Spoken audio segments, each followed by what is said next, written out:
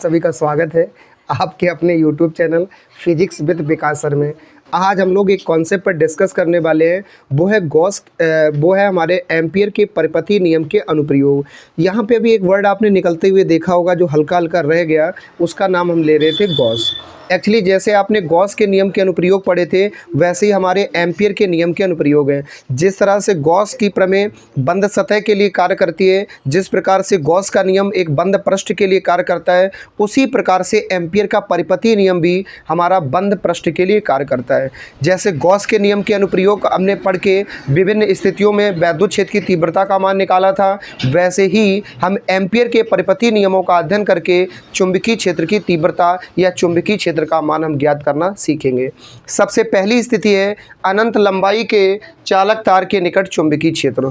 तो यहाँ इस स्थिति के अंतर्गत हम एम्पियर के नियम की सहायता से हल करके इस आंसर को फाइंड आउट करेंगे। सबसे पहले यहाँ पे हम सपोज कर लेते हैं कि मेरे पास एक ये चालक तार है और इस चालक तार की लंबाई को अनंत तक विस्तारित किया जाता है, यानी इसके नीचे भी लंबाई को बढ़ाया जा सकता है और इसके ऊपर भी लंबाई को बढ़ाया जा सकता है, लेकिन हम बोर्ड पे एक सीमित लंबाई का चालक तार लिए हैं जिसका नाम है एक्स वाई। अनंत से तात्पर्य कि इसकी लंबाई को कितना भी बढ़ा सकते हैं।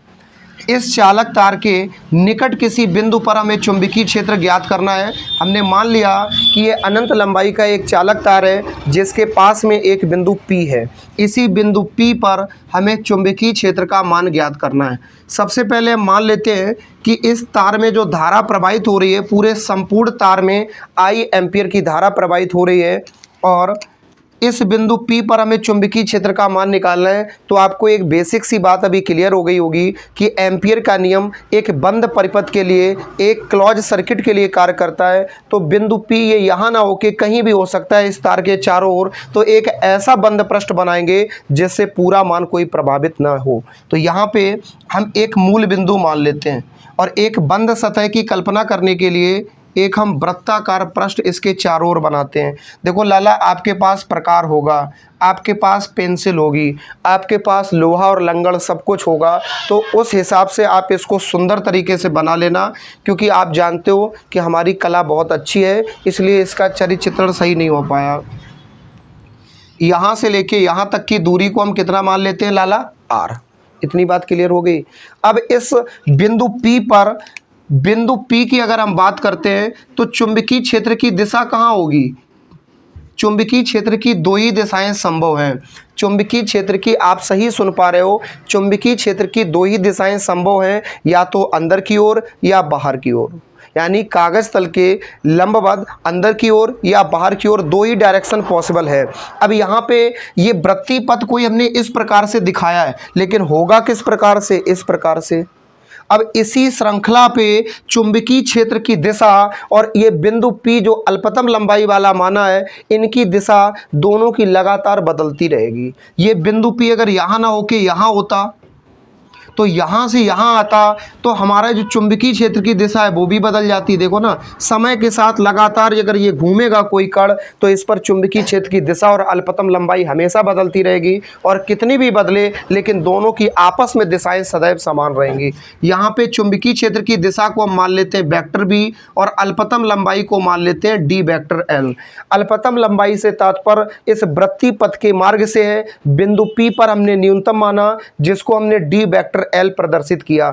इसमें चुंबकीय क्षेत्र को हमने वेक्टर B माना। इन दोनों की दिशा आपस में एक दूसरे के समांतर है, लेकिन चुंबकीय क्षेत्र और इनकी दिशा आपस में तो समांतर है, लेकिन अगर हम बात करें कि चुंबकीय क्षेत्र होगा कहाँ, तो वो अंदर की ओर होगा। और अगर आप समझो, एक लॉजिक समझ लो कि जैसे गोल गोल सरफेस ये ऐसा हुआ, लेकिन जब इस चीज़ को हम बोर्ड पे दिखाते हैं तो हमने ऐसा ऐसा दिखाया, तो ये ऐसा ऐसा जब सरफेस होगा तो इसमें इंटरनल साइड जाएगा चुंबकीय क्षेत्र, और जब इस साइड आएगा तो चुंबकीय क्षेत्र बाहर की ओर होगा।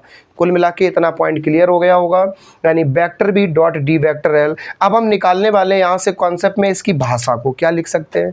माना कि XY एक अनंत लंबाई का धारावाही चालक तार है जिसमें I एम्पियर की धारा प्रवाहित होती है। इस तार से निकट एक बिंदु P है जहां बंद पृष्ठ की कल्पना करने पर एक वृत्ताकार पृष्ठ प्राप्त होता है। और इस बिंदु पर हमें किसका मान निकालना है, चुंबकीय क्षेत्र का। हम आपसे एक प्रश्न पूछना चाहते हैं, ये दोनों अगर एक दूसरे के समांतर हैं तो यहाँ पे थीटा कितना होगा, 0। चलिए हल करना शुरू करते हैं।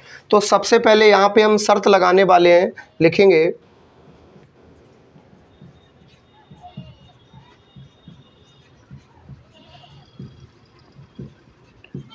क्षेत्र का रेखीय समाकल।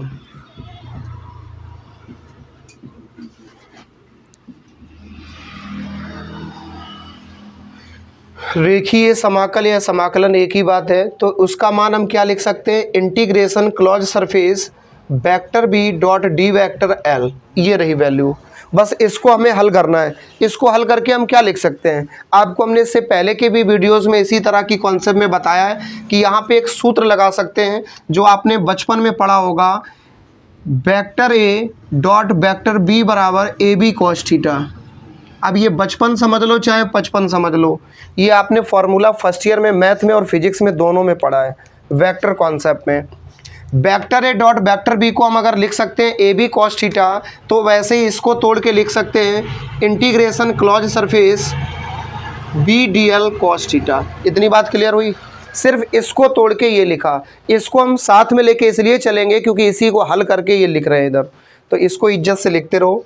Integration close surface vector B dot D vector L बराबर, बहुत सावधानी से देखो, यहाँ पे हम थीटा का मान कितना रखने वाले हैं, 0, क्योंकि चुंबकीय क्षेत्र और अल्पतम लंबाई दोनों समांतर है और इनके बीच कोण 0 है, तो यहाँ पे थीटा का मान हमने 0 रखा। और बच्चा जानता है, तो यहाँ पहले हम इज्जत से लिख दे रहे हैं चूंकि थीटा बराबर 0, और बच्चा जानता है कि कॉस 0 का मान कितना होता है, 1। रखो मान।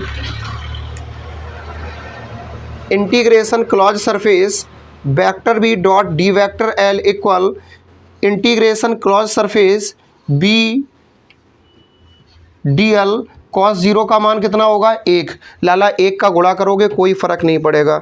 Integration close surface vector B dot D vector L बराबर integration close surface B D L, कोई दिक्कत तो नहीं।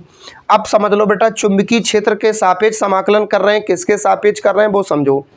पहली चीज़ अब हम करने वाले हैं समाकलन, लेकिन समाकलन उसी का होता है जो परिवर्तित हो रहा हो पूरी कॉन्सेप्ट में। इसमें बदलेगा क्या, यहाँ अल्पतम लंबाई ली है तो वो अल्पतम लंबाई क्या हो जाएगी, कुल लंबाई में, यानी लंबाई के सापेक्ष करेंगे। दूसरी बात, अगर ऐसे ना पता लगा पा रहे हो कैसे समाकलन करना है, किसके सापेक्ष करना है, तो इसकी एक बेसिक कॉन्सेप्ट आपको याद रखनी पड़ेगी। डी के साथ जो अक्षर लिखा होता है हम उसी के सापेक्ष समाकलन करते हैं।